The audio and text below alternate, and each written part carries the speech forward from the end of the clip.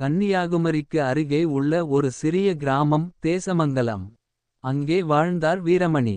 ஓர் எளிய விவசாயி. அவருடைய வாழ்க்கையின் பொருள் அவருடைய ஒரே மகன் கார்த்திக். வெறும் 10ஆம் வகுப்பை மட்டும் படித்த வீரமணி கல்வியின் முக்கியத்துவம் தெரியாதது அல்ல. ஆனால் சூழ்நிலை அனுமதிக்கவில்லை. அதனால் தனது மகனை மட்டும் உயரப் படிக்க வைக்க வேண்டும் என்பதே அவரது கனவாக மாறியது.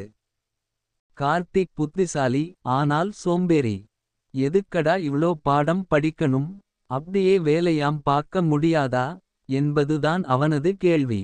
வீரமணி தினமும் காலை 4 மணிக்கே எழுந்து நிலத்துக்கு செல்வார். வெயிலிலும் மழையிலும் உழைத்து பணம் சேர்ப்பார். ஆனால் கார்த்திக் சோம்பல். தந்தையின் கஷ்டம் புரியாது.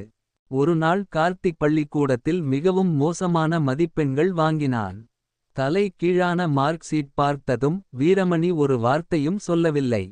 மாறாக அடுத்த நாள் காலை கார்த்திக்கிடம் சொன்னார், இன்று நீ எனக்கு வேலைக்கு வரணும்.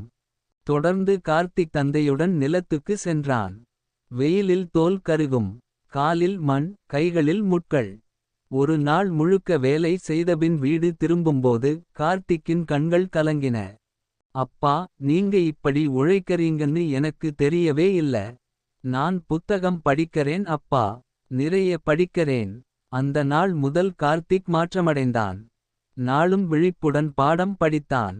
பல ஆண்டுகளுக்குப் பிறகு, மகனே, இப்போ நீயும் ஒரு பெரிய அதிகாரி.